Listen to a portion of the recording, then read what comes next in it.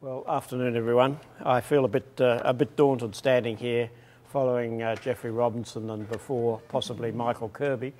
However, for a humble solicitor, it's a bit of a step up. I'm going to talk a bit today about New South Wales, corruption, ICAC, local government. Matters which I suspect people who come from around here are fairly familiar, and explore some thoughts about those things, and then pretty quickly move on to taking questions and discussion, because I think it's a fairly relaxed afternoon, and let's move into that rather than have a formal lecture.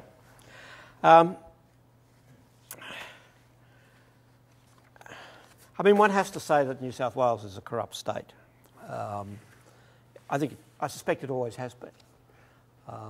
It's interesting. I've worked in planning in Victoria, in the ACT, in South Australia for quite some time, and even had a session for a few months in Western Australia as the Town Planning Commissioner there.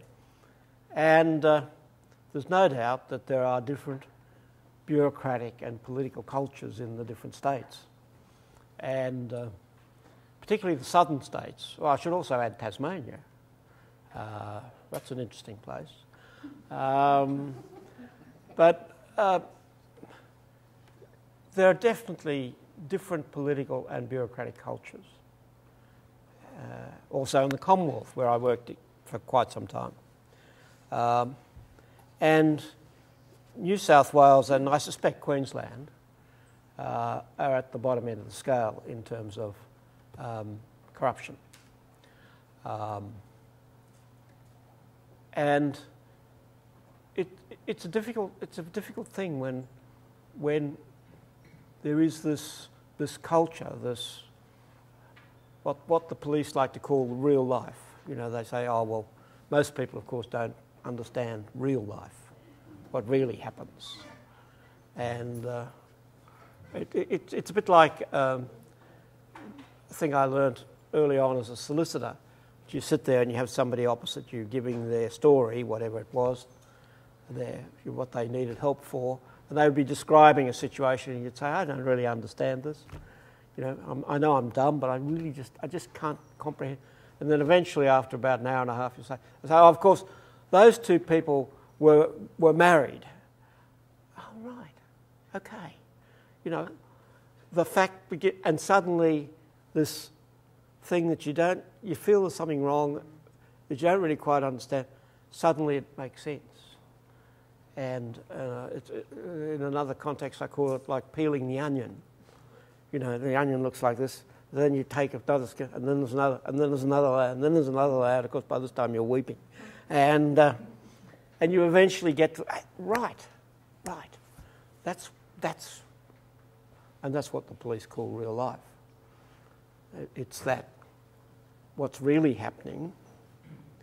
And whilst one can be, you've got to guard against being paranoid and seeing conspiracies and things that actually don't exist, I think you can also, as concerned citizens, be pretty suspect that if you don't quite understand how did that happen, there's always a reason.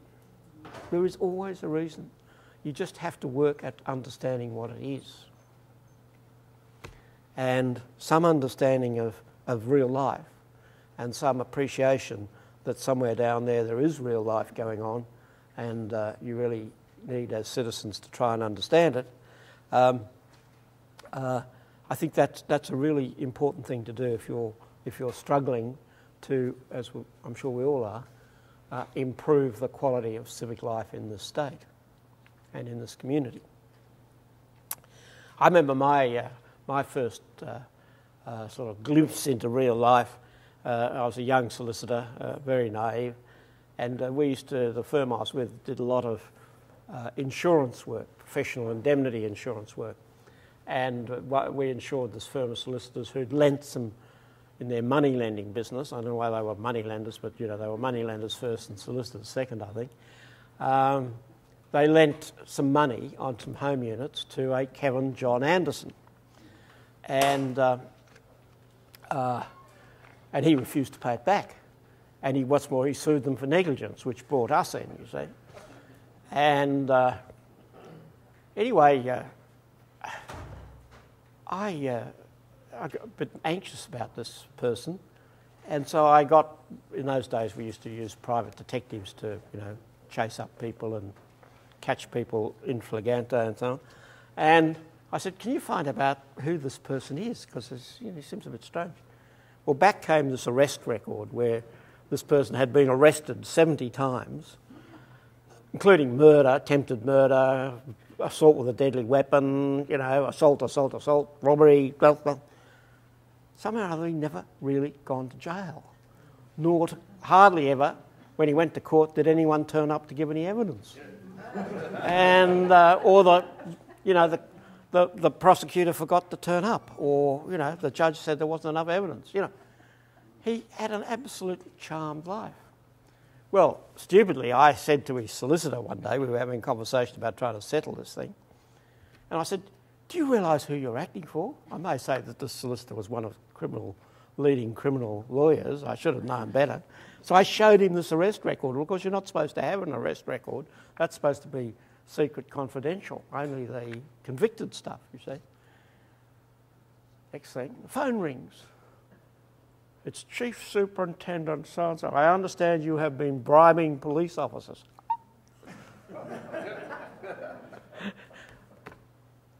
Well, so they came round to see me. And said, we need you to settle this matter. And at that point, I started to get phone calls, 3 in the morning. Phone ring. Is that you, man? You little blank, blank, blank, blank. I'm coming round to kill you unless you agree to our postponement of the court case tomorrow morning at 10 o'clock. I thought, well, this is a sort of interesting tactic for settlement. We were living in this old terrace house at the time, which you just had to lean against the back door to open it. I can remember stacking up milk bottles, so at least we'd hear when he broke through. Anyway, I rang the police and said, look, there's a bloke called Kevin John Anderson ringing us up and threatening us. Who was that? Oh, yeah, well, we might send a car round and have a bit of a look. And, of course, this guy was Paddles Anderson. No, I don't know why he was called Paddles, but presumably Big Hands, yeah. So I think it was Big Thumping, really. And, one of Sydney's leading crims. And, eventually we settled the thing. But not before another bloke with a lot of braid on him came to see me in my office and said he was going to, prosecute me. And I was in absolute panic. And suddenly I had this brainwave. I said, why don't you do that? I said, holding up, let me just read this. I said, this would be great to make this public. I'm sure the Daily Telegraph would have a ball with this arrest record. So why don't you go ahead? Never heard another word. That was it. But this was amazing little, like the trapdoor opened and you went, ah! Real life in New South Wales. This back in the Askin days. Clearly, Kevin John Anderson and New South Wales, part of the New South Wales Police, were totally in cahoots and protecting each other, and he was being protected. We sort of, we all sort of knew that. But here was real life showing that sort of suspicion was actually true. He settled in the end, which I was very grateful for, and I didn't take many psychiatric trips to recover. But so what? I didn't want to get onto the police. My general feeling is that the police in New South Wales have improved very considerably since those days. There have been reforms movements. The ICAC have done some things. I think the influx of a lot of young people pretty quickly into the force, plus graduates, have really broken up a lot of those solid cultural blocks that existed in the police. I think there are still some solid cultural blocks in some regions of New South Wales and maybe even close to you. But I think generally there's been a significant cultural change within the police. What I do want to talk about is the planning system, because I think there you've got to say that ICAC has completely failed. I mean, they must have completely failed that a Wollongong could happen over 15 years after they've been in operation. You've got to say to yourself, well, they've failed. And I want to talk a little bit about why that is and what you might have to do to try and break this long-standing, all my life, and certainly before, I suspect, corruption of planning decisions.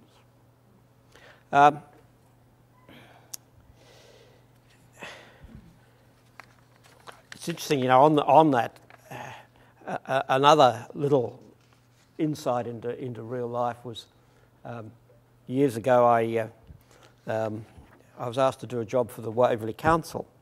The left wing in the Waverley Council for years had been in the minority and had been amassing information, a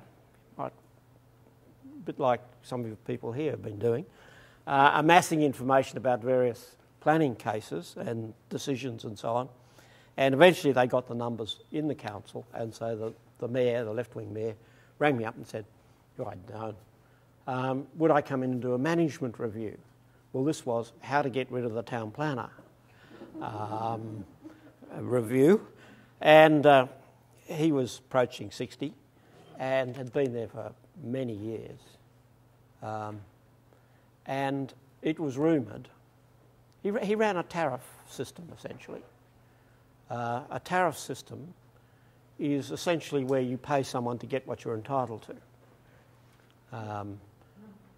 It used to be like that in the Lands Titles Office. You know, if you wanted to get your land, when you lodged your transfer of title, if you wanted to get it this side of next month, you know, you put £10 together with it when you handed it over the counter, and everyone did. This is a tariff system. That's different from a straight-out bribe, where I'm going to make a decision about something, and you're going to pay me, and I'm going to make a corrupt decision, i.e. I'm going to give you something you're not entitled to. Of the 3 applicants for this contract, yours is much the worst. I'm still going to award it to you because you paid me at a bribe. That's a bribe. The other is a tariff. Even though you might be entitled to your planning decision, we can give it to you in a month or we can give it to you in 6 months. And he would say, he's dead now, so I can say these things. He would say, apparently, he'd pull out his bottom drawer and say, I think my bottom drawer is empty. And that was the sign that you put your money in there, and he closed the drawer, and then you got your DA. Now, we got rid of him. I got rid of him by, you know, just inspecting files all the time and asking all these questions. And he said he'd go if we made it worth his while, and we said no, we wouldn't make it worth his while, but he still went. And then about 5 months later, we happened upon 3 cheques from a developer to the town planner, totalling about $120,000. And they were for options over property which were never exercised. So, you know, the town planner kept the money. And those cheques formed the basis of the first inquiry that was run by the brand new ICAC. Sorry, I thought it was in the card. No, it's in here.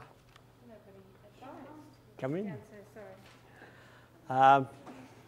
That was the first hearing that ICAC ran into the planning system, the first hearing at all into this town planner. Well, he was found to be corrupt, as was the developer, and it's interesting that, however, that it was 6 years later before it got to court. The criminal charge got to court. 6 years. They delayed. He took it on points of law to the High Court. And when he got a note about he was eventually went to court. Eventually they pleaded guilty, which they found very hard to do, but they did plead guilty. And the two of them, he got, for giving and receiving bribes for $60,000 and $30,000, he was fined $10,000 and given 500 hours of community service, which he served with a community group in an administrative capacity.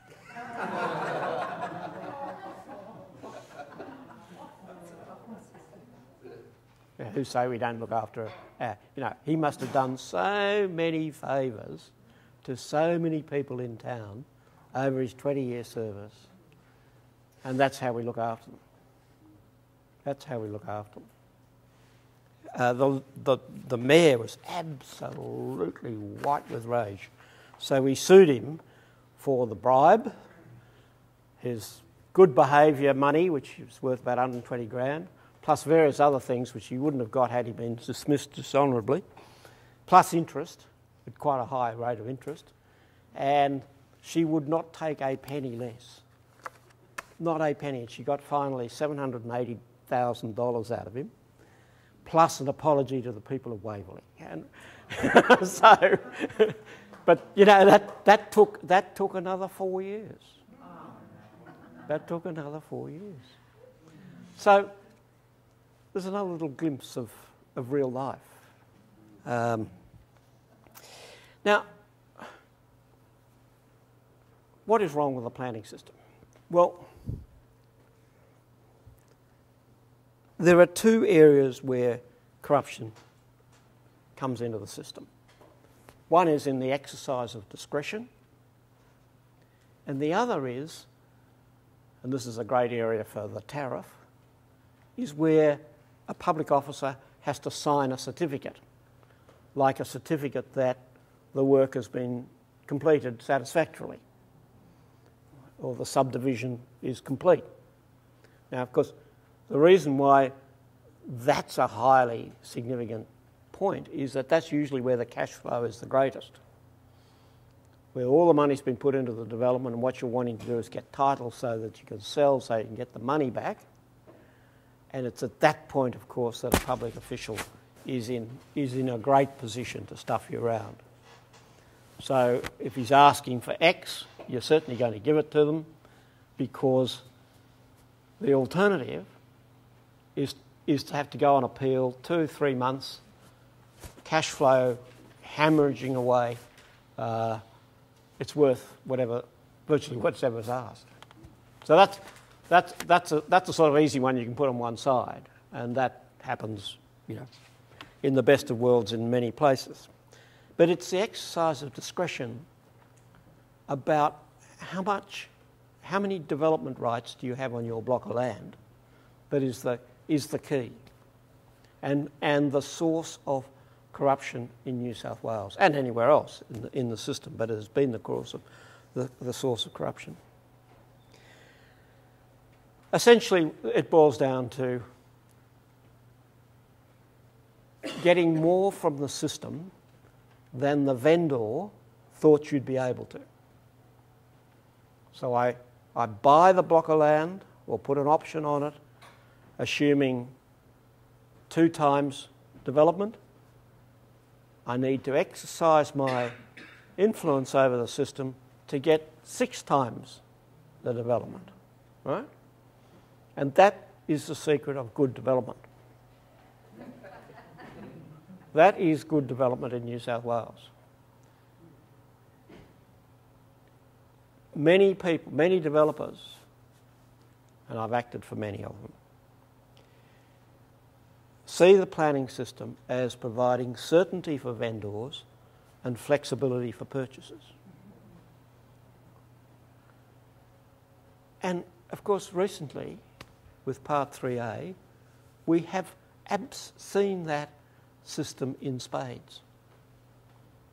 The minister, if you get to the minister with your big development, she can ignore all existing controls, virtually all environmental legislation, virtually all the heritage legislation, and make a decision in your favour if you've got the right coloured eyes, or whatever the test is. So Part 3A is this massive system for turning certainty into flexibility. And we've seen this in Double Bay recently, you know, where Ashington went in on a tender, bought the old hotel site, very strict controls over Double Bay. Several of my clients have had their noses ground in those controls. Despite all our attempts to break out of them, you know, we were pushed back down to something more or less what the controls said. So, really been enforced over the years. Ashington bought it and immediately came in with, you know, not a 5-storey building, but two 15-storey buildings, and is now feeling aggrieved that they didn't get it through the minister. Very aggrieved. Happily for those who are opposing it, somebody arranged to knock off a developer in the week that she was making that decision, and somehow or other she thought, well, this will be one of the two things I've knocked back. But Part 3A is a classic example of the ideal New South Wales system, where I put together the site based on these set of rules. I get through into the minister's office, and there's a virtually a totally non-transparent system that it goes into the minister's desk and is signed off. Now, as I say, that's the ideal system. For most people, they're left with the council and the council staff to try and get certainty turning into flexibility. Now, there's a number of things about the New South Wales system which aids that. One is that you've got a massive planning controls which are unintegrated, and there's always words in there somewhere that you can find to make the case to leave the certainty behind and get more flexibility. There's a thing called State Environmental Planning Policy Number 1, which allows any controls that are in mathematical terms to be waived. That's a great source of turning certainty into flexibility. And then, of course, there's corrupting the system anyway. Now,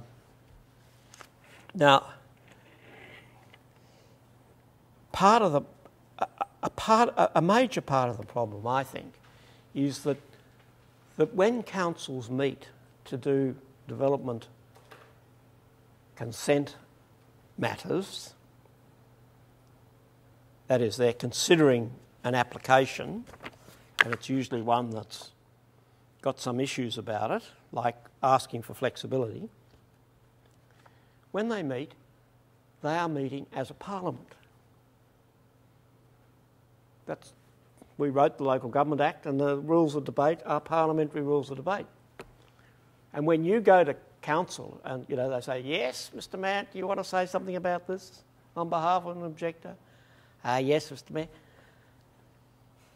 You realise nobody's listening to you. Yeah, you've got 3 minutes, Mr. Mayor. Well, it's quite complex. No, you've got 3 minutes. You've already waited 3.5 hours for your thing to come on. And this is the sort of 20th thing they've listened to that night. And, yeah, thanks, Mr. Mayor. Next. And then there's a bit of discussion which you can't usually hear. And then hands go up. In some councils, like they've gone up every other matter all night, which gives you the clue that maybe what I was saying was a bit of a waste of time, and it was all organised beforehand, which of course was. And this happens because councils are representative bodies meeting in parliamentary mode, and even if they want to do the right thing and properly listen to you and properly debate it, you don't debate a complex development application. How do you debate a complex development application? You know, I mean, I've sat there I remember one time down at Wallara, and there was an architect on the council, and so they're debating. He said, "I move that we ask we pass it, subject to it all going back 3 metres." Well, this was into a big sandstone cliff, and I looked over at the engineer, and he'd just gone white. You know, he just said, "Oh, I can't."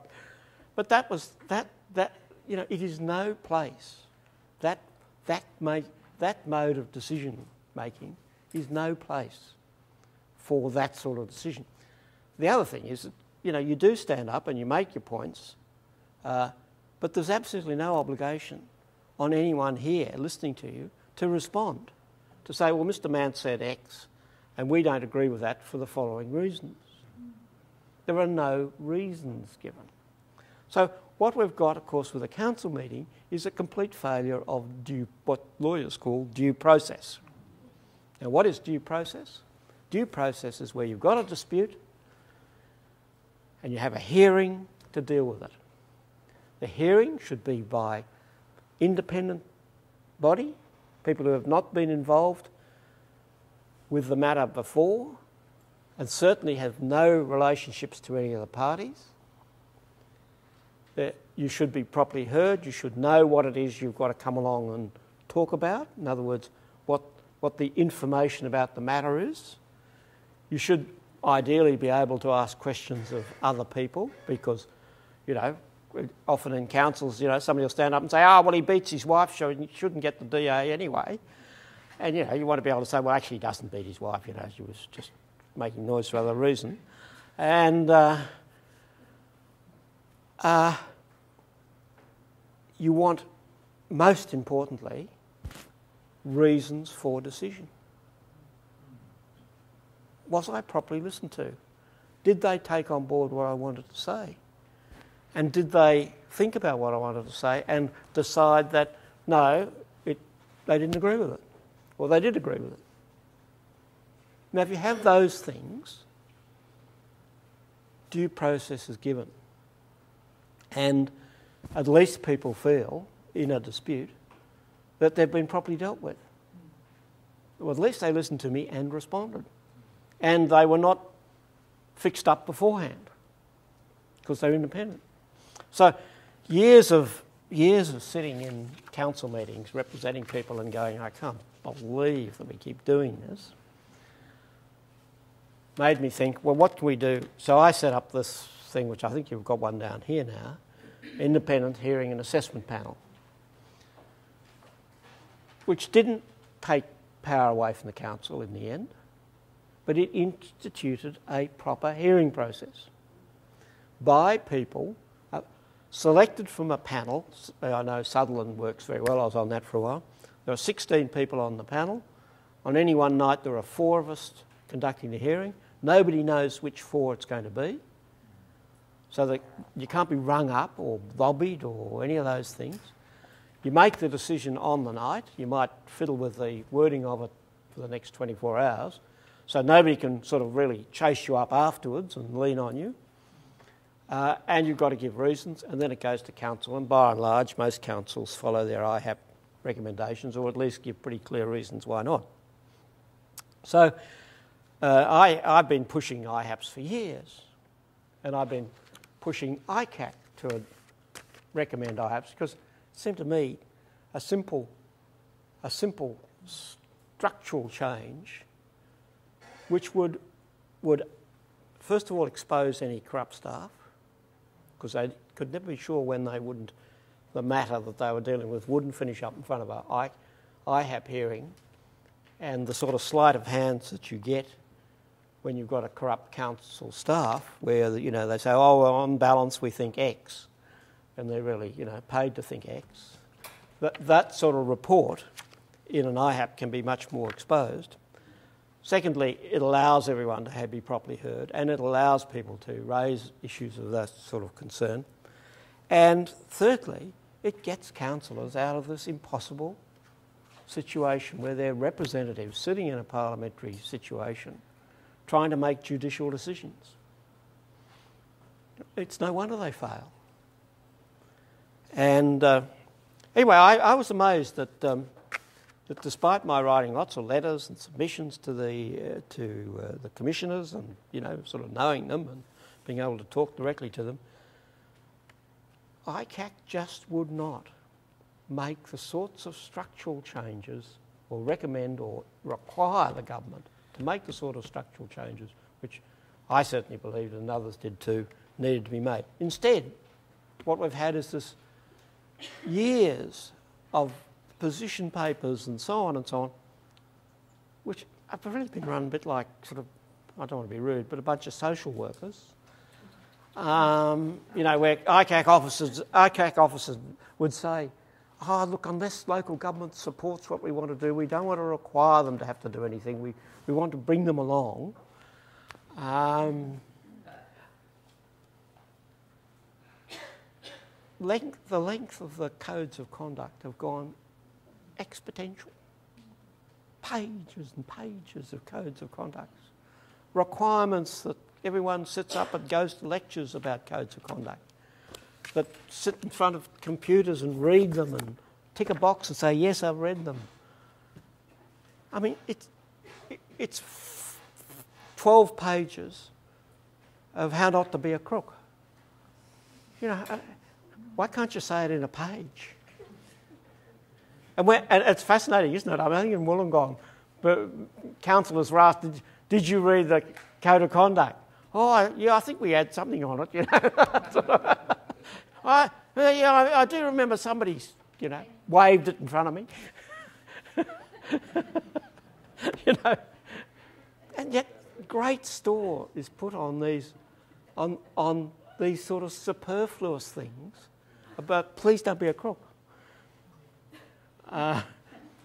Or the other favourite thing, of course, is we said we'd cut one hand off if you were a crook. We're going to cut two off now. Yeah. You increase the penalties, and that'll frighten them. Yeah. Well, then you turn around and you see the town planner from Waverley, caught in the act, large amount of money, clear corruption, let off with a flick of the finger. So if nobody takes that seriously, I mean, when are we going to see a prosecution out of Wollongong? I mean, we're coming up to an election. Are we going to have it in the 6 months before the election? No? Oh. The structural changes, getting the system of government right, can do a lot to reduce the opportunity for corruption. And in a state where increasingly, I think, it's assumed that you have to kick the tin to get what you're entitled to, I think we need those structural changes. And I'm pleased that the local government associations, after years of saying, oh no, we don't want IHAPs, we're elected to make the decision, they've finally realised, of course, that they've shot themselves in the foot by not fixing themselves up. Because now the state government, with this whole series of reforms, they call them reforms, have taken a lot of power away from councils and given them to these new decision bodies. Why? Because everyone's got sick of going to councils and being treated badly at councils, and rightly so, in my view. And councils did not, I mean some did, that set up IHAPs that are very pleased with them and very positive about them. Others did not.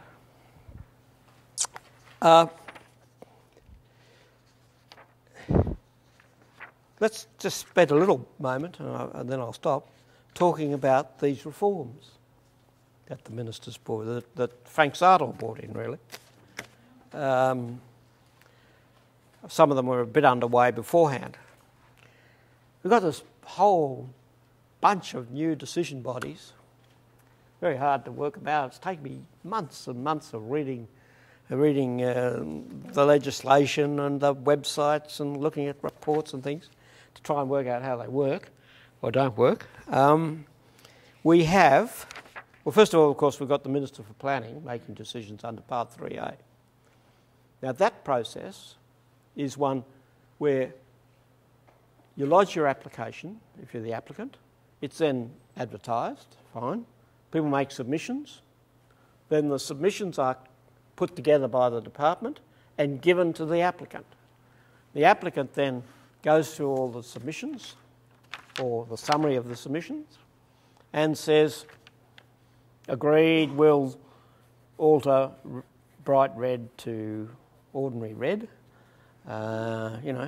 plant 4 melaleucas, whatever it is that they're going to do to adjust the scheme to meet the complaints. Disagree, public policy is against what they want to do. Well, give these sort of superficial answers to the submission.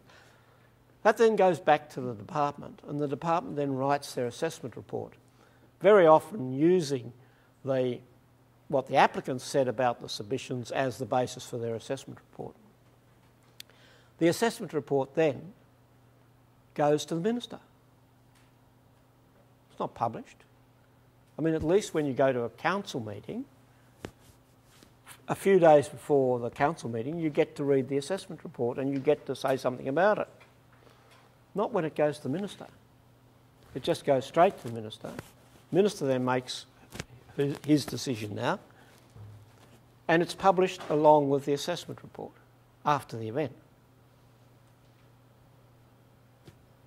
And as I say, the minister is bound virtually by no planning rules and not by a lot of the environmental legislation. So it's an enormously wide discretion that they have.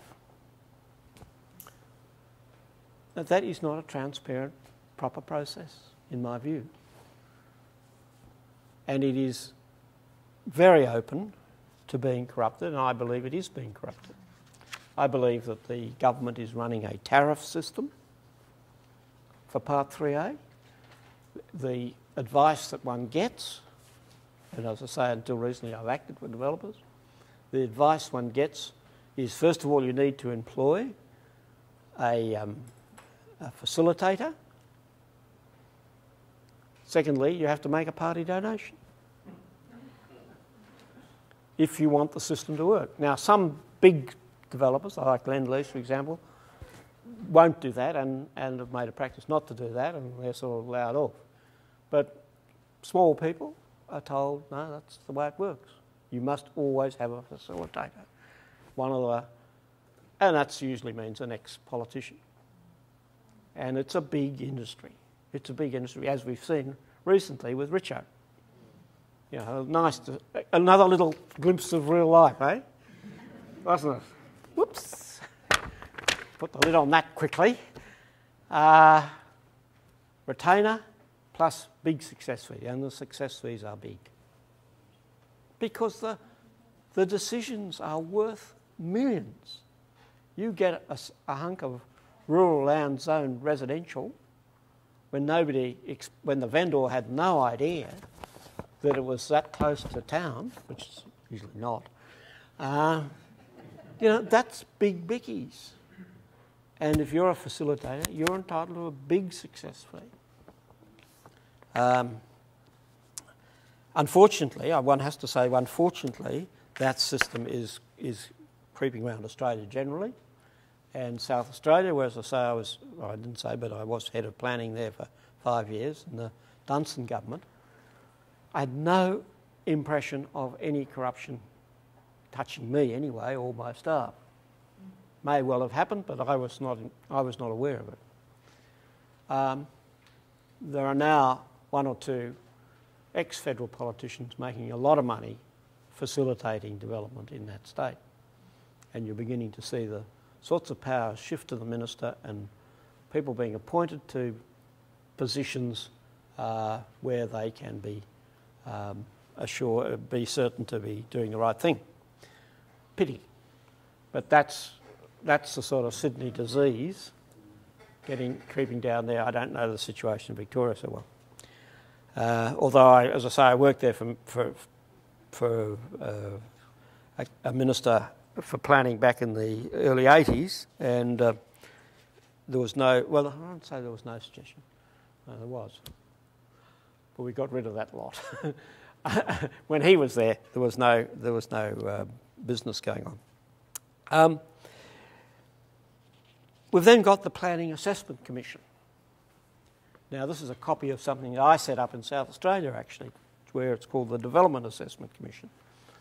And it was a body of independent people, and you sort of can get independent people in South Australia. You know, there's still that sort of, people are worthy. I think it's the churches over the history, you know, the fact that it was a planned colony and not a dumping ground for Georgian England and so on. Whatever it is, you know, there are sort of people who are trusted in the South Australian community, or were. And so we had this planning commission of worthy people. And it was my way of keeping my minister and myself out of the business of development approvals. Because we wanted to run Adelaide and South Australia positively and get really involved. And we didn't want to be in the business of making decisions on individual developments. So we put all that out to Development Assessment Commission with a statutory person who was in charge of it, senior planner for many years, and I had nothing to do with it. And it was great. It meant I could meet with developers, I could have lunch with developers, I could, you know, get people together, do all sorts of things, which I was then nicking around and saying, oh, I think this is a really nice development. You know, you can't do that. And of course, planners, one of the problems with planners is that they try to do everything and they don't know which hat they've got on at any one time. I think the old general manager here fell into that problem, didn't he? You know, he was out there wanting to make something happen in Wollongong, but at the same time he was sort of going down and saying, tick that box and sign that approval. Well, you know, you can't do it. You cannot do it. So we set up the Development Assessment Commission. Frank went over there for a day and a half or something and said, oh, that looks good, we'll have one of those. So he set one up here. And what he was going to do, because he was beginning to get pretty anxious, because Frank's essentially an honest person, I've got to say. He was getting pretty anxious at the pressure that was on him to approve things which he didn't think ought to be approved under Part 3A. And he was under pressure from Tripodi and Co., you know, and the Urban Task Force, which is the same thing, to approve members of the Urban Task Force's developments, which were, you know, really not on. And so he said, well, look, you know, this is an impossible situation for a politician to be in. I'm going to set up this body and then I'm going to delegate virtually everything to it. It was fascinating when he got the boot, mainly because, first of all, he was an unpleasant character, but also, I suspect, because he wasn't signing some approvals he was supposed to be. He got the boot and some young lady came in as Minister for Planning, and she said, oh, no, the Planning Assessment Commission will only deal with about 10 to 15%. I'll deal with the rest. So that idea of having an independent body more or less fell by the wayside. Now, they're still there, chaired by the ubiquitous Gabriel Kibble, who also chairs the Heritage Council, I note. When you look at how the planning, because it does deal with things from time to time, how does it work? Well, there's no procedure on the web page, and I've asked the Secretary whether it exists. There's no procedure for holding public hearings. The department's assessment, when it goes to the Planning Assessment Commission, is not made public. There's no opportunity to make submissions on it, therefore. When you look at most of their decisions, and not that many, it would seem that the only discussions are held with departmental officers, maybe other officers from other departments, and they make a decision virtually without reasons, certainly not detailed reasons. We're sort of saying, oh, well, we agree with the assessment, or we don't agree with the assessment in this regard, and we want 4 more Melaleucas. For example, the waste depot in Eastern Creek, which I saw on their website, there are 113 submissions from members of the public. One of the commissioners did do a site visit. None of the objectors were heard, and a decision in support was given for few reasons, and certainly no detail on the nature of the objections or how they were dealt with in the decision or in the report. Now, that's hardly a transparent process, I'd suggest to you. When you look at the joint regional planning panels, now these are standing in the shoes of the council for big developments in each of the regions. Not that big developments, because the money limit's not that high. There are 3 nominees of the state government and 2 from the council in which the matter is being heard. That's why they're called joint. That's also a copy of a thing I set up in South Australia, which was called the City of Adelaide Planning Commission, which had 4 councillors and 4 state public servants, essentially, with the minister acting as the deciding vote if there was a conflict, if we couldn't come to a decision. That's of course been wound back to 2 and 3, with the state nominee as a chair. Now, unlike members of an IHAP, the members of the panel are permanent. We know who they are.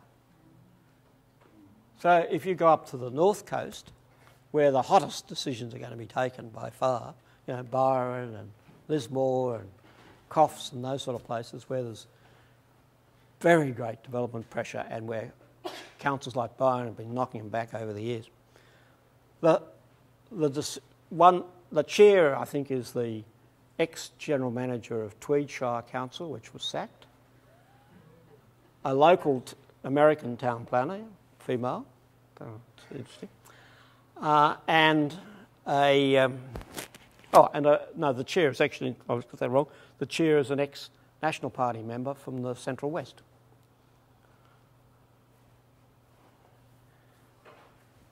Now, and the ex-general manager's in consulting business, consulting to clients in the area. So you've got 2 consultants who are practicing in the area, plus an ex-National Party minister, standing in judgment on all major developments on the North Coast. Everyone knows who they are. They will always be there. Sometimes, if the council's prepared to be sucker enough to send along a couple of reps, with a couple of fall guys from the council. At least in that case, the assessment is known beforehand, and you get to make submissions like you can make submissions to the council. But there are no requirements to give reasons, and essentially they will just be the council and suffer from all the problems of a council meeting and the way in which they make decisions. So again, a very poor process for improving transparency and proper due process decisions.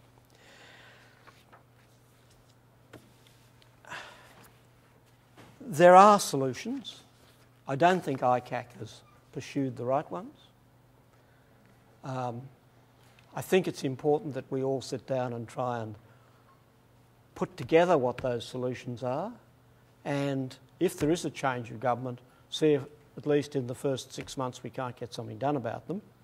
The problem will be, of course, that with a change of government it actually won't improve much, because the demands for certainty and flexibility are not going to go away. Now, the opposition has said they'll do away with Part 3A, but there'll be enormous pressure on them to substitute something similar. But coming up is possibly the opportunity to put in place some proper processes to increase transparency and due process. without it, without those processes, I do not think we are going to get a corruption-free planning system in the state. Thanks.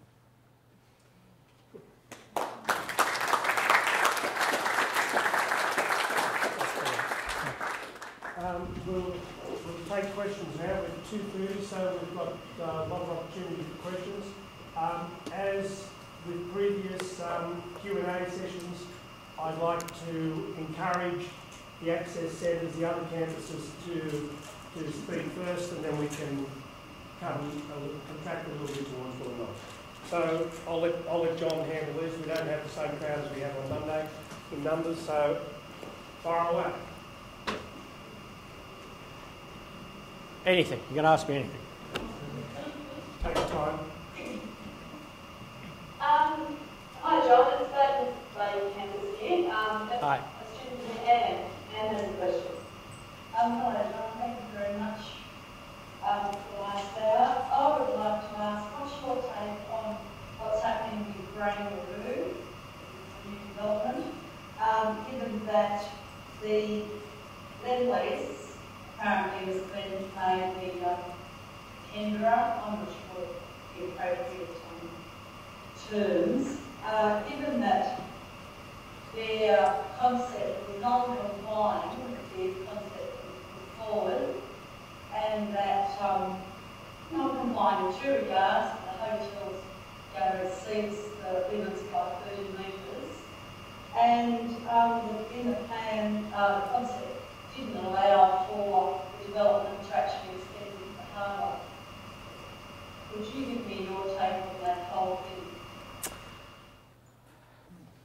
Well, Barangaroo's a typical way in which we go about building cities these days. We did it in Darling Harbour, we did it out perhaps to a lesser extent at the Olympics, but we certainly did it at Darling Harbour. And essentially what we're doing at Barangaroo is creating another shopping centre. Now, Lend-Lease does quite good shopping centres. I mean, they did the one out at Rouse Hill, and they really tried there to pretend it wasn't a shopping centre and create some street life and so on. But it's not only a shopping centre is not just a big box. A shopping centre is where you've got one landlord, and therefore you've got no market. The purpose of a shopping centre and the purpose of the planning system when it comes to shopping centres is to give the shopping centre owner a monopoly over the retail in that area. They then sublease those monopolies, and you get monopoly rents that way. So if I give you the only one who can sell lattes, the cost of your latte is going to be quite high because you're the only one. And so shopping centre, the guy managing the leases is so we'll have one of those, two of those but at each end of the shopping centre, and that'll provide competition. And this is how you maximise the rents, of course. Now, that's why wherever you go in a shopping centre, it's always the same as the last one you're in, because it's the same. Only the chains can apply, only they can pay the rents, and it doesn't matter where you are in the world these days, it's all the same. A real city, of course, is a market where there's a whole lot of owners, and the best streets, of course, in Australian cities are Brunswick Street and King Street, Newtown. Used to be Paddington, Oxford Street, Paddington, until one guy bought up all the shops. Where you've got multiple owners and you get clusters of competing activities who tend to cluster together because that's where people go for, if you want to buy Thai food, you go to Newtown. So you get lots of Thai food places. And there's competition, which is why most cities these days are becoming incredibly boring. And the centre of Sydney is becoming pretty boring because almost all the shops are now part of big redevelopments, and Banger will just be that. Now, I think they'll do probably a better job than most developers, lend-lease. So far as the controls are concerned, of course, they weren't really controls. The policies that had been adopted were just ministerial statements. They had no statutory control, and because the land is all state-owned, effectively they can do whatever they like there. So, yeah, politically it looks as though the controls have been breached, but they weren't really controls in any real sense. They were just pretend controls. And we will see plenty of change before anything is built.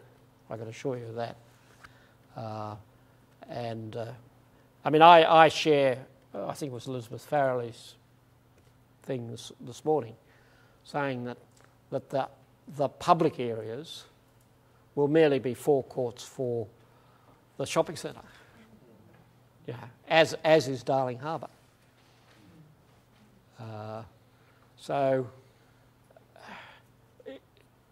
As is the Rocks. I mean, the Rocks is a shopping centre too, effectively, because it's all run by the one less lease manager.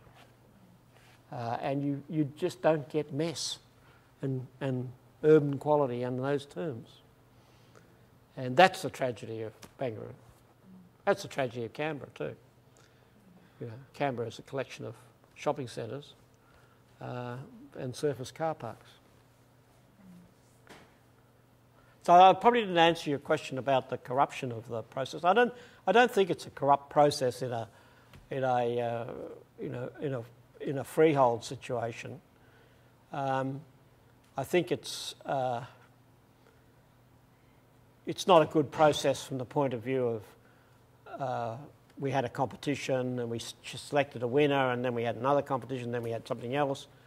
It doesn't give you any great faith in how they're managing the site, but it's not corrupt in a strict sense. Thanks, John. Hello, John. It's Amanda from Shoalhaven. Amanda. I have 2 questions for you. The first one is, what triggers applications to go to an IHAP? And the second is that if in New South Wales we're stuck with JRPPs, how can the community maximise their leverage in getting better outcomes through that process? Okay. Well, different councils have different triggers for the use of their IHAPs, but the idea was that and the purpose of an IHAP is to provide a proper hearing process. That's all it is. It's to allow people to be properly heard and to have their concerns responded to in a proper fashion. It's not, one council has made the IHAP also the decision body. I think that's probably a mistake. I think councillors should keep the final decision. So it's where, ideally, they should be called upon when there is something about which people are concerned and about which people want to be heard. It shouldn't be a size thing. I mean, people can get very excited about somebody's carport. There should be a proper opportunity for those people to be properly heard. It might be a very big thing and people are concerned about the size of it or the importance of it. There may be all sorts of things which people aren't excited about, which can just go straight through the system. So it's wherever you have a desire for people to be heard, should have a proper process of hearing. JRPPs. Well, I must say, if I was... I don't know if any of you have been to Byron? I did a lot of work in Byron. From time to time over the years, they've asked me to come up there and do things. And there's a bloke called Fastbucks. You know about Fastbucks? John Connell, I think his name is. And to my shame, well, maybe not shame, Fastbucks thinks I'm, the world's greatest lawyer, which is a lot of fun. But he runs campaigns. He ran a when I was up there working up there. He was running a campaign against the council staff, particularly the chief planner, and particularly the council solicitors, who were an old-time, very nice firm of okay solicitors. And he used to drive around town with this. I can't remember what the town planner's name was, but Fred Nurk is a crook, all over his thing, and then say, "Sue me, come on, sue me. I've got no money. Sue me for defamation," and would write the most appalling things about his, this poor guy, and eventually drove him out. I mean, if I was on that JRPP operating environment, I'd be anxious. I would be anxious about my reputation with people like Fastbucks on the go. I think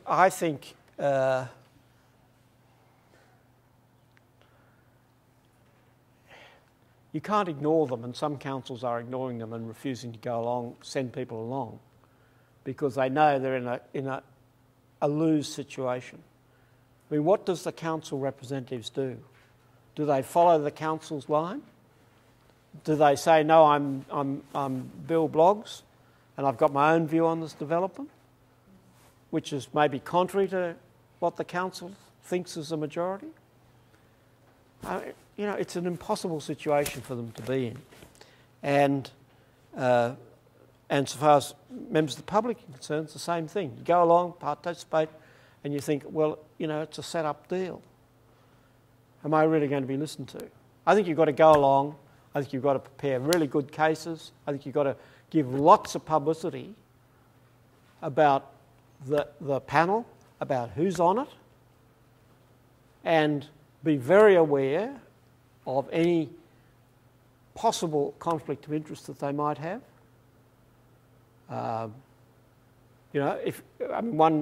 One of the members is a solicitor in a big firm of solicitors. Does that mean that she can't sit on anything that firm has ever dealt with? And what's she going to do when somebody comes along who was a party that she made a decision on, when they come along to the firm and then want the firm to act? And how does that look? I think members of the public have got to be put a lot of effort into turning up, making good cases, and ensuring that those people are very aware that they are being closely watched and will be closely watched, because they will be under pressure. There's no question they will be under pressure from the army of facilitators.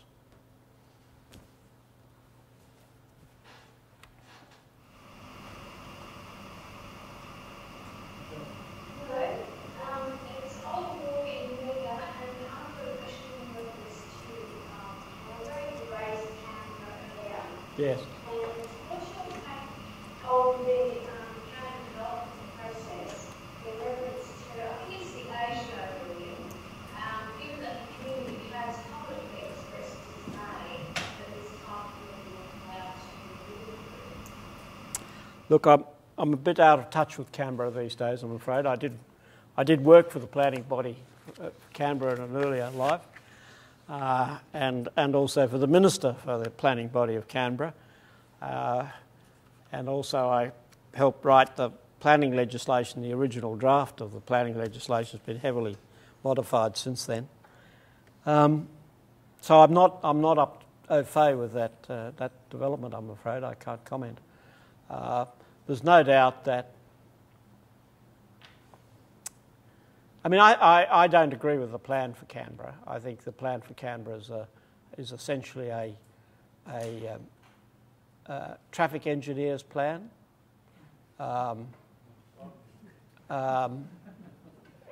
And combined with the fact that land is free in Canberra, it is costless so far as the planning body is concerned, and therefore the best solution to how to deal with moving people around Canberra was to say they can all use their cars and they can park them next to wherever they want to go on a surface car park. Therefore, everything has to be distributed over the entire area of Canberra and surrounded by tarmac. And this is why when you go to Canberra, you have to rent a car if you've got anything like more than 1 or 2 appointments. If you go to Adelaide, where we very consciously kept everything in the centre of Adelaide, you can take the taxi to the centre of Adelaide and virtually get anything you want in life, and then some. But in Canberra, you've got to drive everywhere, including going out to Fishwick if you want that, you know. So I think one of the problems that the government of Canberra is having now is, how do we create a centre? How do we? I'm not sure where this building is, but how do we actually, in Civic, or wherever it's going to be, how do we create an urban place instead of a series of buildings surrounded by tarmac and green grass on free land? It's another explanation as why there's so much green grass in Canberra, because whenever we planners said, oh, what do we do here? I don't know, just leave it, you know. So it's a very difficult city to try and turn from being a garden city suburb for public servants into a economic place. And maybe, I don't know, maybe part of the answer of what, you know, the problem with this building, whatever it is reflects that.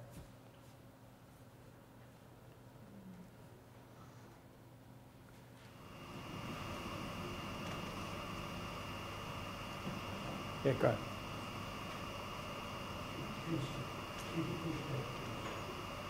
just want to go back to that point about monopolisation of space. Where it says press, just hold that down so they get mobilised up. We're talking about monopolisation processes, and it's very interesting using the example of Barangaroo. Yeah. I wonder whether you can elaborate on that a bit, because we're not just talking about approvals of planning cities, we're talking about transforming cities, we're talking about transforming space. So whether it's this mega project at Barangaroo, or whether it's a decision that part of it could indirect way related to that was to put a massive car block down here at Port Kembla, or we're going to expand also have mega projects down here, and similarly we've had big mega projects in Shoalhaven. It's monopolisation of space at the big end of town. It's very hard to get state governments or whatever to look at different ways of envisaging the way a city can be developed. So although I may agree with you that there wasn't corruption, brown paper bag type corruption around the room, nevertheless, a government has said this space, and there's spaces out around White Bay, we'll put a new metro rail system here, it's worth $6 billion, that will increase the value, that will increase the flexibility of the outcome for Barangaroo, and at the same time, of course, they drop decisions to build rail lines out where the population will grow rapidly out to the northwest or out to the southwest. So this view about who transforms the city is a really important one. And so what you talked about was, can you envisage a system where there's a much broader democratic process where people can have a stake in envisaging a different city, and how the strategic planning processes can actually accommodate that. And so we have more new towns and Brunswick streets, and you know, rather than you might have a Crown Street that's not just dominated by the big boxes, but where people actually are looking at different type of cities. Yeah. Well, we found this in Canberra. I mean, let's take a small example. When I worked in the planning department there for about 3 years in the late 60s and early 70s, and then from Parliament House as working for the minister. And one of the things I was keen about was to try and create places, not just shopping centres. And of course, in Canberra, we planners owned all the raw land, and we had to get it built on. And so I guess there were two interests. I mean, if you give a shopping centre a monopoly, then they will pay you more for that raw land. Or they will pay for improving the transport to it, or you will provide the transport and then get more money for the land. So there is a conflict of interest between being the landowner and the planner. I mean, people always talk about the Duke of Westminster, who had the same conflict of interest as a long-term landlord and was also sort of responsible for designing the way London was. But there is a conflict of interest for governments between maximising their return on their land and being the planning body. And I think what we've seen in Sydney, and we see in Canberra and we've seen in Sydney, is governments increasingly wanting to maximise the return on their land holdings. As you say, either by putting on a rail link that will provide access to Banger, because otherwise you can't make it work, and access to White Bay and all their land around there. I don't know the extent to which that metro decision has been influenced by those land holdings, but I suspect they have been. And then the nature of the development that you then allow on that side. I mean, one solution that we could have had for Banger would be for the Lands Department to split it up as a grid pattern and a series of smallish blocks and auction them every 6 months. Another 3, another 3, another 3, another 3. And just see and have a set of controls and see what happened. Now that you might well have finished up with something more like a city had you done that. And we tried to do it in Canberra, but it was just impossible because of this thing that the land account saying, oh no, look, we can dispose of this shopping centre site tomorrow for X million dollars, what you're proposing. I mean, who would buy these bits of land, out there in the Donga? Because they don't know what's going to go next door. They can't be assured that they're going to capture the market. Somebody will set up a little superette, and somebody else might put one next door. We want to sell to someone who's only going to have one superette. This way we can maximise our returns. So we finish up with a Canberra, or we finish up with a Banger, or a Rouse Hill. And I still haven't worked out how to... I mean, I do know how to avoid that, and it's to go back to the old way in which we used to develop land, which was we created a subdivision, subdivided blocks, and then sold them on the open market. And the planning system tried not to provide monopolies. Now the planning system says we want to provide monopolies, we've got shopping centre zones, we want to see Westfields in because then there'll be proper parking and, we'll know that they'll be able to buy all those international brands without which they will feel deprived. And it's globalisation. That probably hasn't answered your question.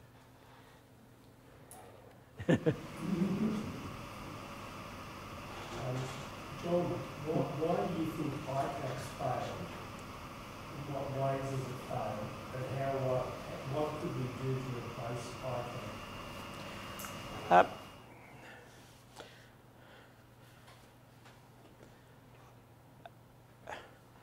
I think ICAC is limited in the sense of being able to do inquiries, in that they need to have some evidence. And I think also there's some innate concern about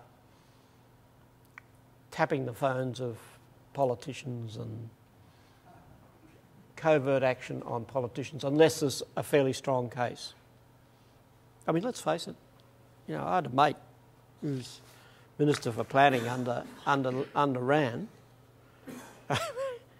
Remember, I was head of planning over in South Australia at the time, and I came out to visit my parents in Sydney. And I went to see him. He'd only been in the job for about a month. I said, mate. I said, you should talk like this. He said, he's dead too, so I can say these things. He said, I've had 3 offers already. And I said,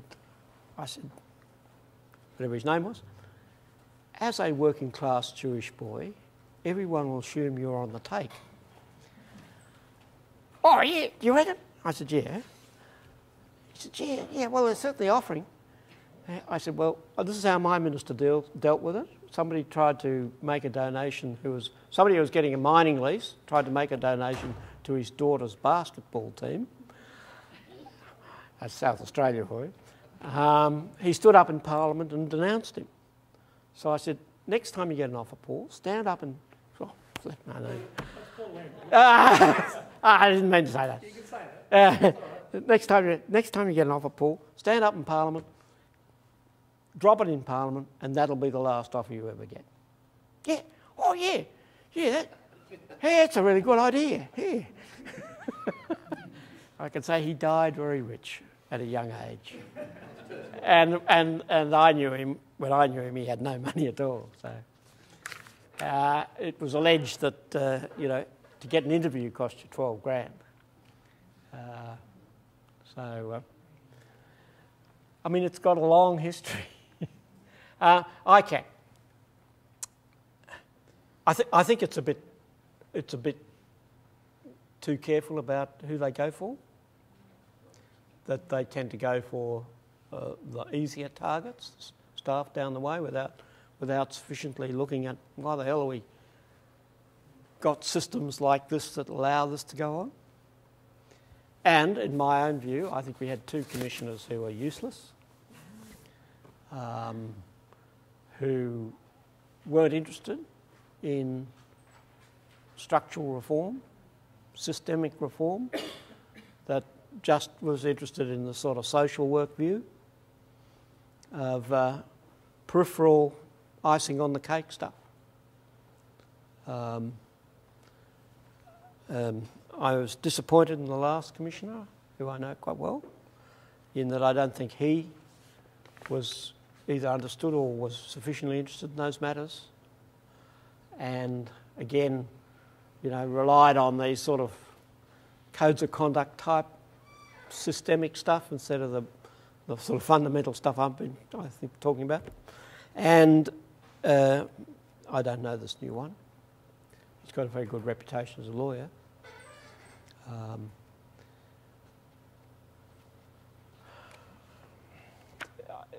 Another failure, of course, has been the fact that the staff there for quite a long time were New South Wales Police secondments. And when I was there, some of the intelligence work I did, I made sure the New South Wales policemen and the staff knew nothing about.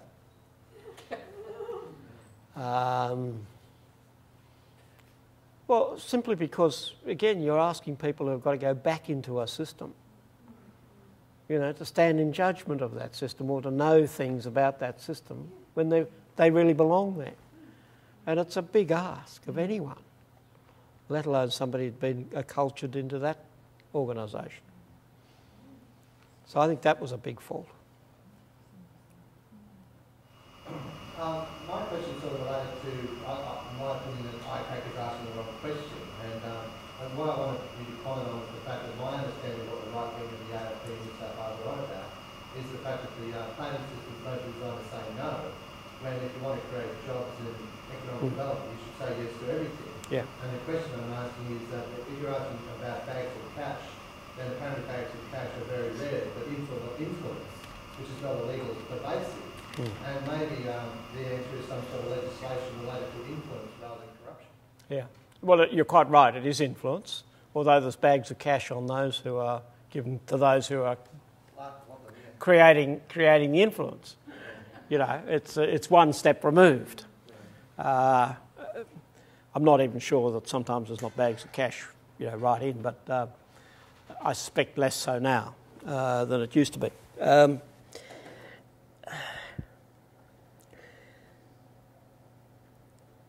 I think there is a debate. Well, what the hell is this planning system anyway? Well, what's it about? What is it? There is virtually no philosophical or intellectual discussion about planning systems, and certainly not in this state. Policy in the state essentially consists of one-liners, and in my case it's usually, oh, well, that's just John Mant. That's enough to dispose of whatever I'm saying. There is, intellectual discussion about these matters are just not encouraged by anyone. The purpose of a planning system or development control, I prefer to talk about a development control system, not a planning system. The purpose of a development control system is to take away people's development rights. That's what it does. You can do anything you like except what I say you can't do. You can only have a 2-storey detached house on that piece of land. So I've taken away every other development right, and I'm holding those. And if you want to have something more than that, you've got to come to me and ask me to give some back. Now, the Property Council and others, but particularly the Property Council, have been running some intellectual arguments about the planning system. And in the committees I've been on with them years ago, they all say the same thing. The purpose of planning is to facilitate development. That's what they say. That is the purpose. And that is the mantra now of everyone to do with the planning system in New South Wales. And it's interesting that planning has been put in the grouping of these super departments, has been put in the grouping of economic development. Environment is over there with environment, but planning is economic development. Because the purpose of planning is to plan development, not exercise development control for whatever the reason we have planning for is. I'm not sure what it is half the time. And that's what I say that, as far as the Property Council is concerned, the purpose of planning is to provide certainty for vendors and flexibility for us. And that's exactly how they operate it. And that's how it has been operated for the last few years. Can I ask you a question about the locus of power in relation to the Wollongong draft FP? David Kibble has got resigned from here. And she is a woman who does not like to be lied to or checked. And we told her that there was asbestos on the site of a well. Truman did told her that was entirely incorrect and it was not the case, and she wrote and told us so. She then checked with Shirley Sheen from the Asbestos Society, and I spoke to council and showed photos of the explosions of asbestos all over the site, etc. from Shirley had given me. And David was somewhat annoyed, and she had to urge back on a lot of the developments that they wanted, to the point that what was allowed, although some of it's quite ridiculous, it may be only to the window. So then they put in a pastoral over their head, and she made a statement that the draft DP would stand as it was. Now she's left. Who has the most influence? What is happening? Well, she is a strong lady. She is a strong lady. I remember once we had a policy dispute over something, and I was just a consultant to the government at the time, and she was being heavied by the parts of the cabinet on my behalf. She called me in and she sat me down on a big couch and she stood over me and she said, "John Mant, I'm not giving you any reason, it's just not going to happen." Right, I said, yes. Of course, we go back a long way. Her father was Sir John Kerr, of course, and at the time of the dismissal, I was Gough Whitlam's principal private secretary. So I remember Gough coming back from his Kerr speech, and Bob Hawke and David Solomon and I were sort of huddling in the corner of my office, listening to the radio and going, maybe there'll be a general strike and will the troops be called out, and, being very anxious. Gough comes through the door on the other side of my office and sees the three of us over there looking anxious. Says, "Did I go too far?"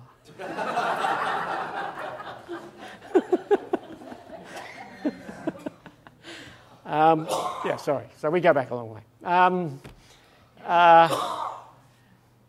Look, I can't answer that. The fact is, of course, that the LEP plays no part in a Part 3A decision other than a matter that the Minister might have regard to. It has no binding influence effect on her at all. Because a Part 3A is a spot rezoning. That's what it is. There are no rules. Do I like this or I don't like it? John Haddon. A voice. My problem with ICAC is that it empowers corruption. It empowers corruption when I report good evidence to them, and the person who is the subject of it can then stand up and say, ICAC cleared me. Yeah. That is then empowered personally and socially. Yeah. The point that I want to make about ICAC, and I'd like your comment, first of all, it's not proactive. I'm not necessarily talking about tapping telephones, although that's obviously extremely important. But if there are conditions conducive to corruption, that should be headlines. If a person reports to council where there's a set of conditions conducive to corruption, or the behaviour of a minister or an MP or whatever, that should be headlines, and that should be very, very important, not as a sort of an aside. The next thing, they can express major concerns about process and expose bad process, and they don't do that. Yep. They don't follow up, as in the case with Wollongong. They didn't follow that into Macquarie Street, and they didn't follow up when the conditions they issued to try and improve the situation were just flaunted at the state level. And finally, why can't they do as in Scotland, say, you have not been cleared, it just has not been proven? Yeah. Well, you're quite right about the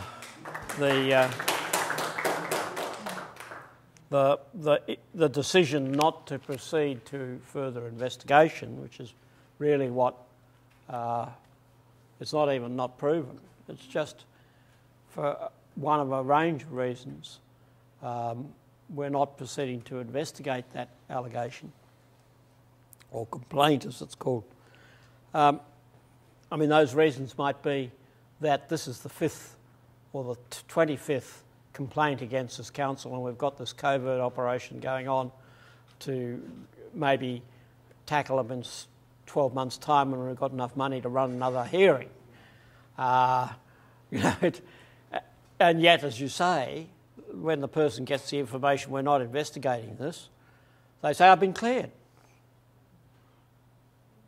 You do need a better form of words. I mean, I don't know how those reviews are done now, but I was certainly concerned about a couple of the people who served on that committee and made those decisions, including the police commissioner at the time. And I think that process certainly needs to be looked at. I think there isn't a strategic, well, it's hard to say this because I'm not there now, but I certainly had the feeling that there was an insufficient strategic approach to what it was that we were trying to do. I suspect because it's run by lawyers very much. It's case-by-case exercise, culture. So with Wollongong, well, we've done Wollongong. So we had a hearing, we found some people corrupt, we finished the report, thank God. Now what's next? Rather than we have this long-term strategic view to improve the degree of transparency in local government in New South Wales.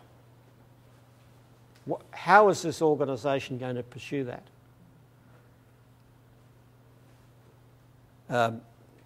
I think it's also structural inside because you tend to have the corruption prevention people over here, that's the social workers group, who are preparing reports and sort of nice soft documents saying, you know, we should all hold hands and be more honest.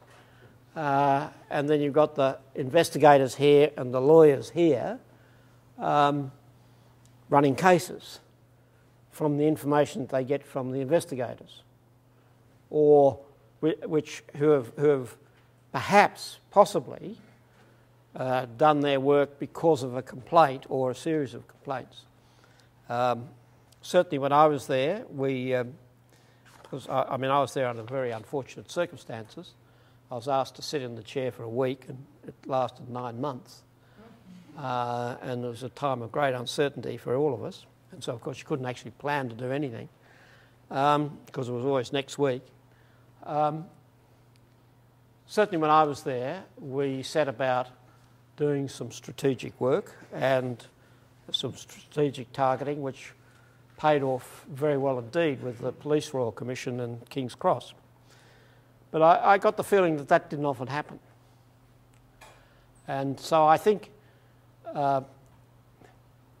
in the proper hands, ICAC could deliver the goods. I just think it hasn't been well run. It hasn't been strategically directed sufficiently, and it hasn't been brave enough.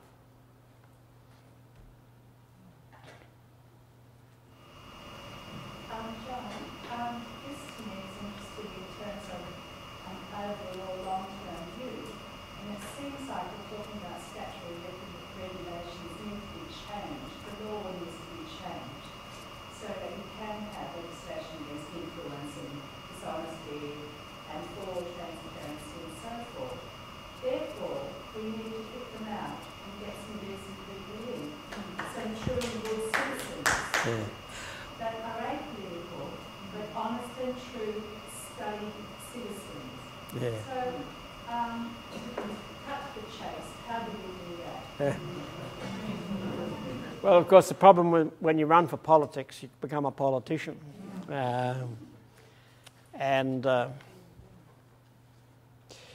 It's not so much legislation against corruption, it's processes that let the light in, that don't allow the sorts of cosy things to go on.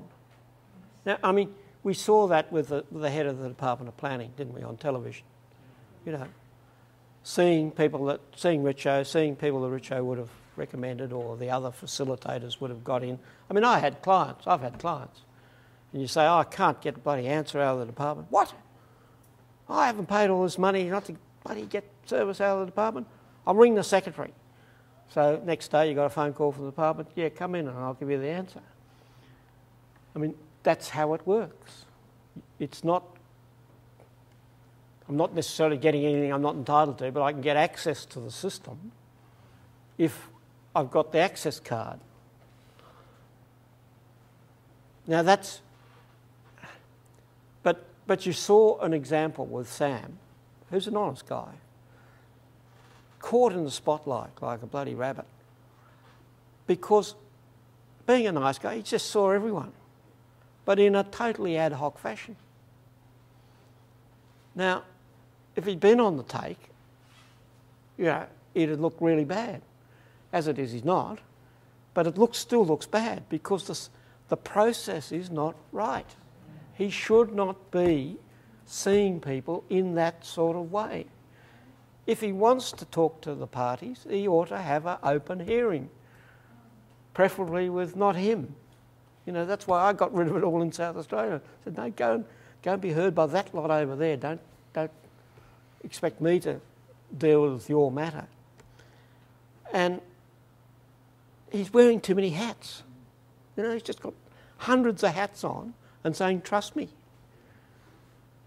The process is not right. There's no light on it. It's not seen as a transparent process. It's not seen as an independent hearing. There are not proper reasons given by any of these bodies they've set up. There are no third-party appeals in New South Wales. I forgot to mention that one. There are, except for designated development, which are big fat things. There are no third-party appeals, which you get in South Australia and Victoria. It's very little point in corrupting a council or council officers in Victoria and South Australia, because the neighbours can take you off to the court if they don't like the decision. In New South Wales, if I can get the majority on caucus in a Labor-dominated council and sling the town planner to write the assessment report the right way, that's the end of it. They make the decision. As an objector, I can't do, the objectors can't do a thing, in effect. If a legal error has occurred, you can. If your legal error has occurred, absolutely right. I mean, they're hard to win, and they can be very expensive, and they're fought hard. Whereas in the other states, you just go to the court for a merit rehearing of the application. And so what's the point of spending lots of money? I mean, you might spend a bit of money, lots of money and effort and influence, getting a decision out of council when the court in 3 months' time is going to remake it anyway, because the neighbours are never going to put up with it. In New South Wales, we don't have those rights. So, of course, it's worth putting a huge amount of effort into getting the decision from council. So that's another example of get the right processes which let the light in, that break up the cosy deal and introduce other people into looking at it all. And I think you can reduce the amount of undue influence that's going on. Can I just say that which leads me to another problem I have about hire? I mean, isn't it? It's just a matter of time before the rates get to them, and it's even a smaller, easier body to get. Well, 16 people and drawing out of that and whatnot. I mean, who's drawing the bodies? yeah, sure.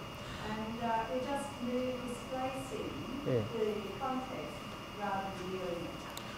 Well, I don't agree with that. I mean, I think, yes, you could get to 15 people, but the point is you don't know which ones are actually going to hear your matter. So it's a big effort to get around all of them.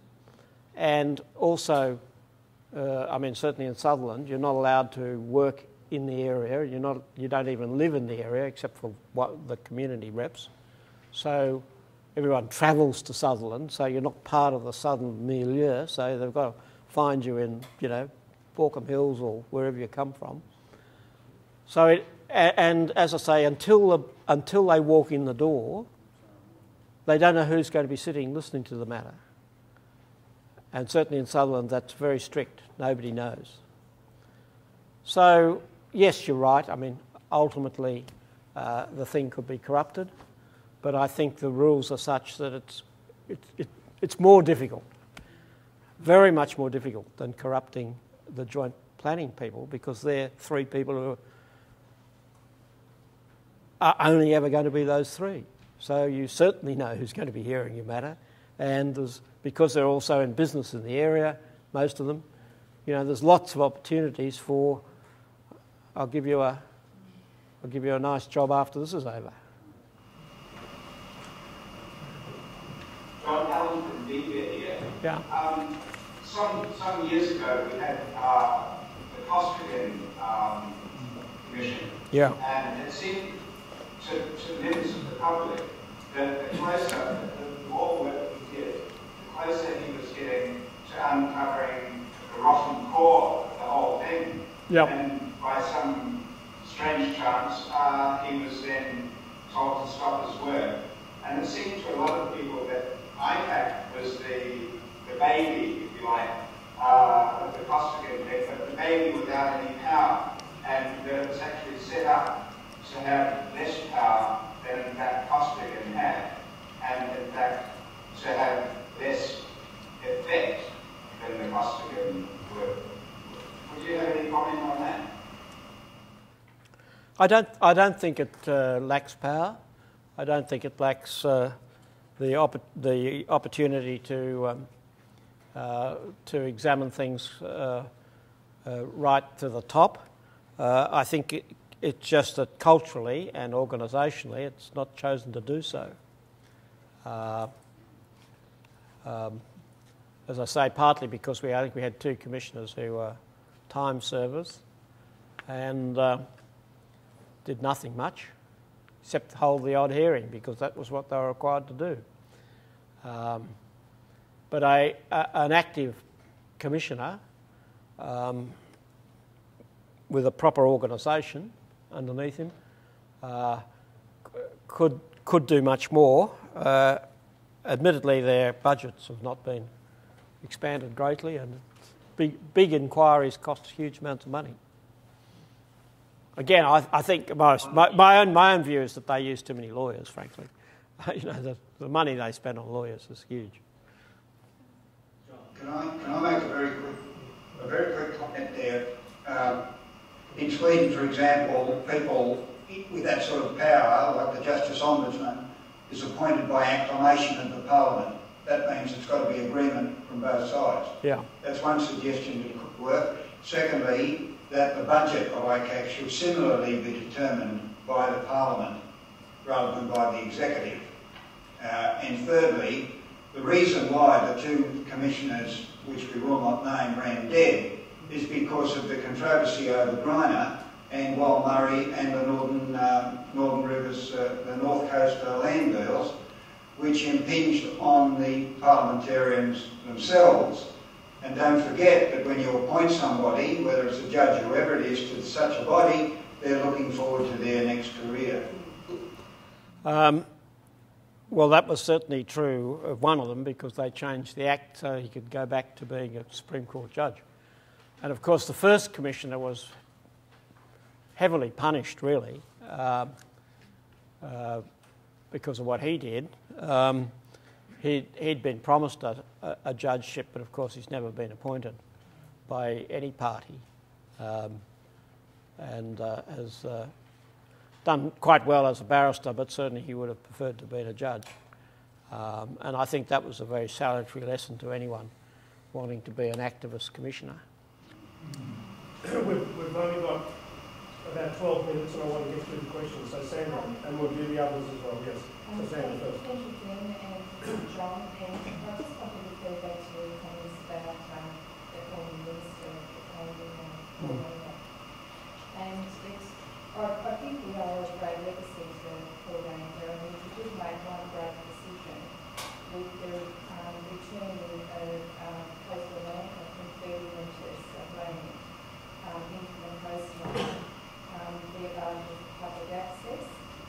And the reason I know that is because there was just 2 parcels of land in plain local government area and private ownership that we've just taken us 13 years to actually acquire that back in public hands with that legislation.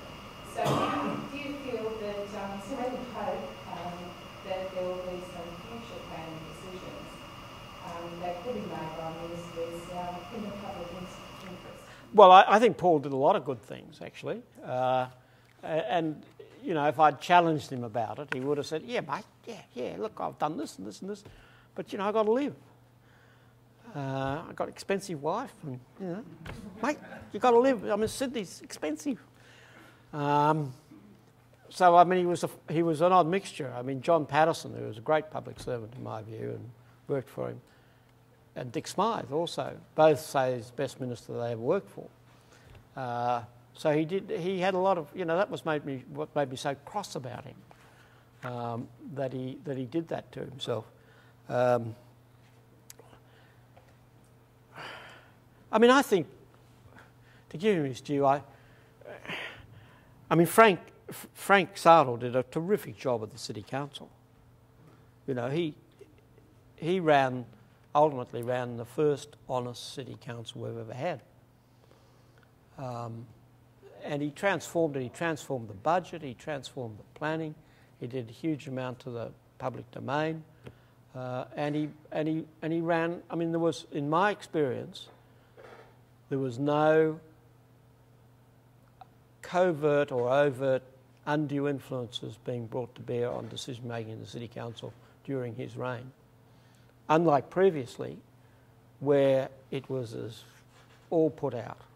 I remember years ago when I was a young barrister, just starting out, and the left wing ran the planning committee on the city council then, and they knocked back a development owned by a couple of the big knights of property development in William Street, and so they appealed to the court, and I went in to act on behalf of the city council, and I was doing really well on the first day, and the judge was listening to me, and I remember the solicitor for the city council pulled my gown, we wore gowns in those days, I said, "John, don't try so hard."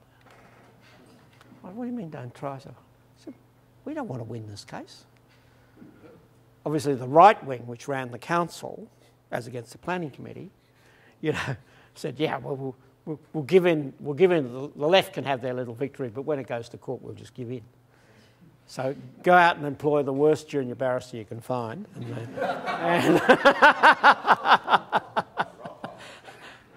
it made me feel really good. Okay,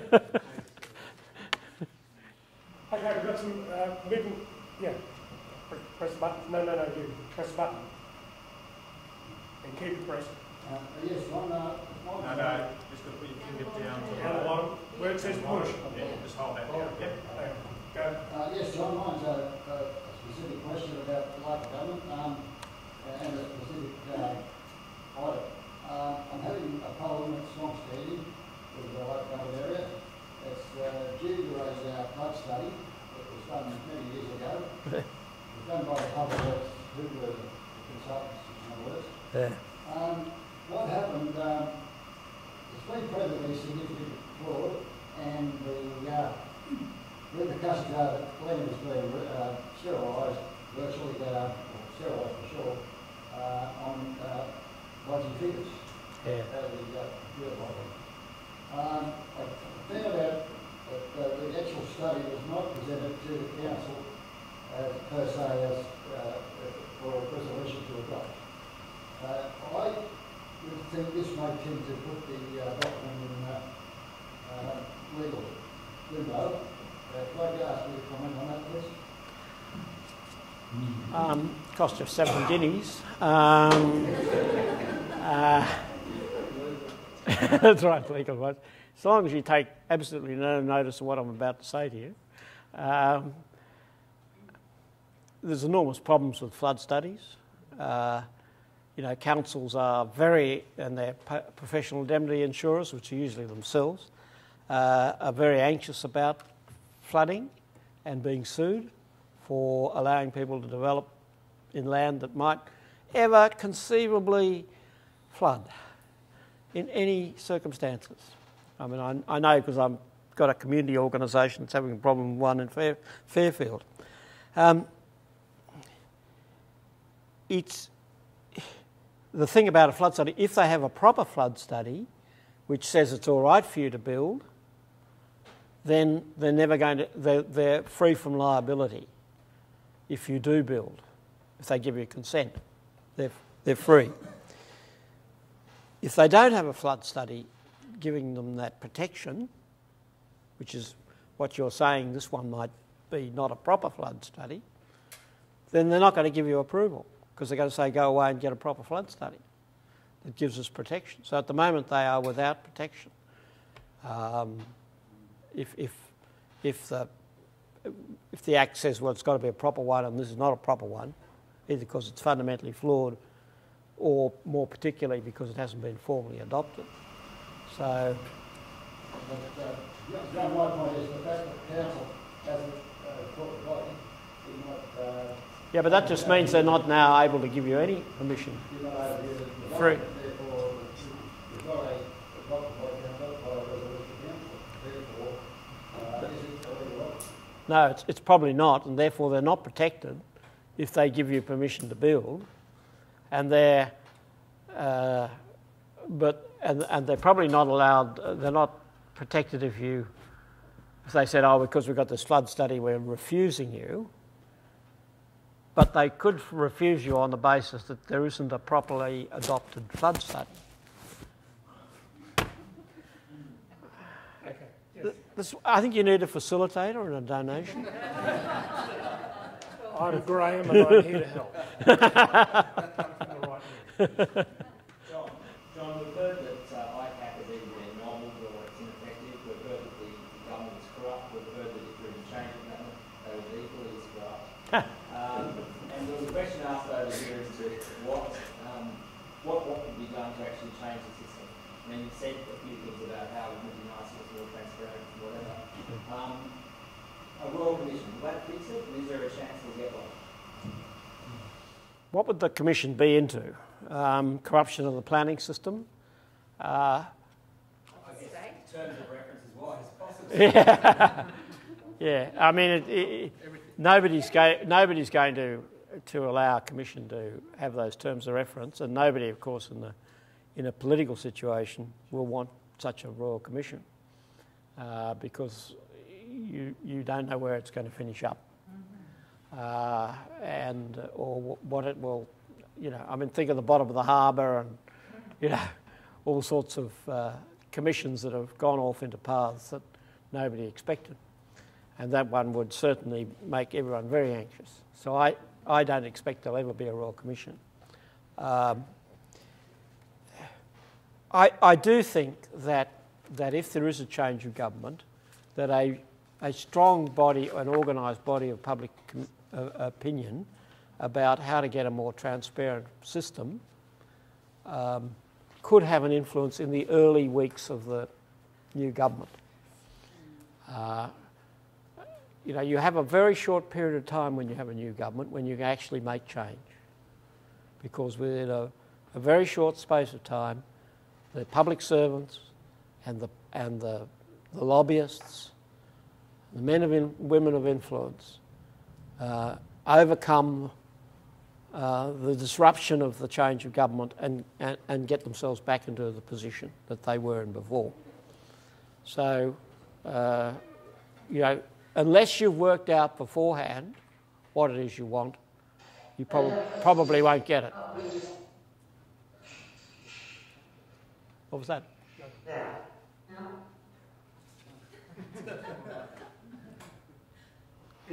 So, Penny, do you have a question from Moss Vale?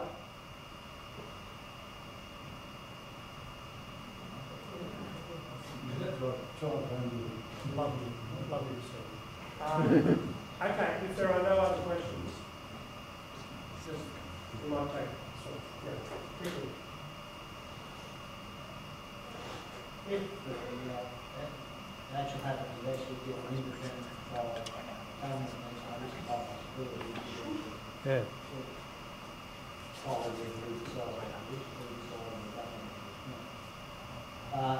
Do you see that as a golden opportunity to introduce, let's say, positive reform that puts technology in place which play the best practices?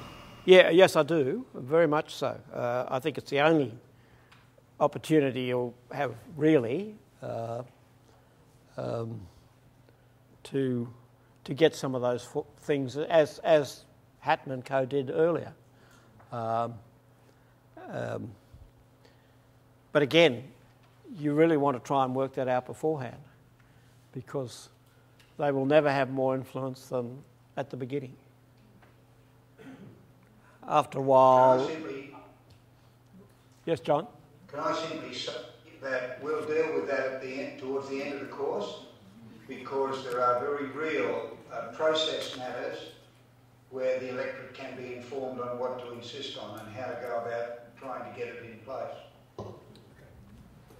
All right, so we might bring today's lecture Q&A to a close. And so on behalf of the class and the university, I'd like to thank John Mann.